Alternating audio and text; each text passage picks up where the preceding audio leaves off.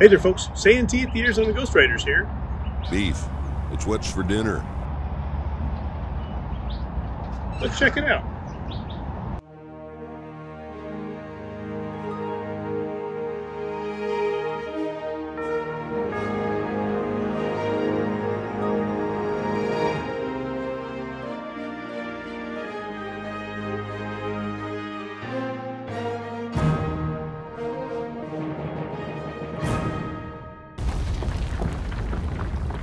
This week was Mrs. Santee's birthday. I took her to Texas Roadhouse because she loves their fried pickles. Wait, fried pickles? Isn't this about beef? Right, yes. By the way, this is not a review of Texas Roadhouse. It got me thinking about beef and the beginnings of the cattle industry, which, by the way, we can thank the Old West for. Well, unless you're a vegan, in which case ignore this video and order the fried pickles at Texas Roadhouse.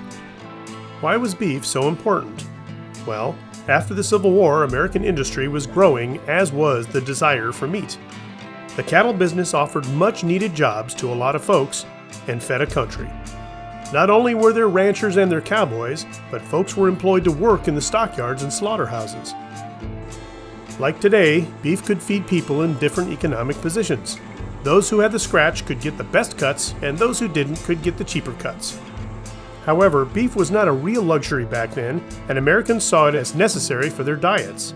We don't have figures telling us how much of the moo the average citizen ate per year, but we know by the dawn of the 20th century it was about 65 pounds per year. Supplying meat to the military was essential too, and many ranchers took on that task.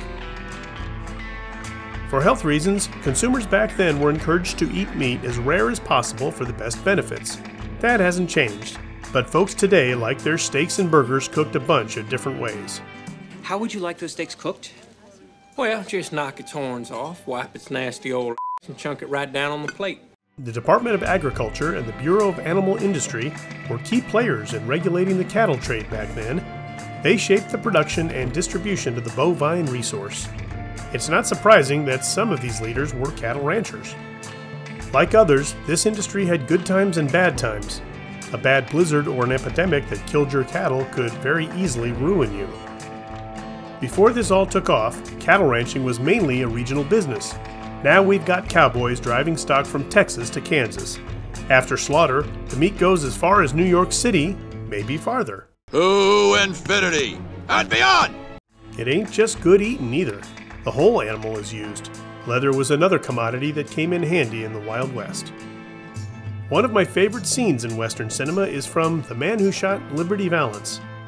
The town restaurant serves up enormous steaks, and old Andy Devine eats about 2 of them a night. I wonder if I can impose upon your hospitality just a couple of those steaks and no beans. Nowadays, a steak that size will probably put you in the poorhouse or the cardiac ward of your local hospital. Just when I was starting to get my appetite back.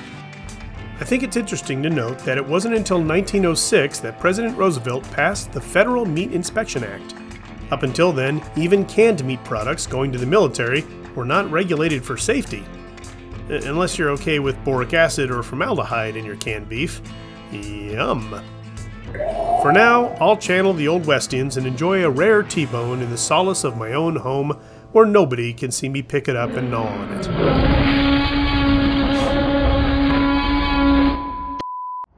Well folks, that's it for another episode. Thanks for watching. And as always, please like, share, and subscribe. Pew pew! And we'll see you on down the trail.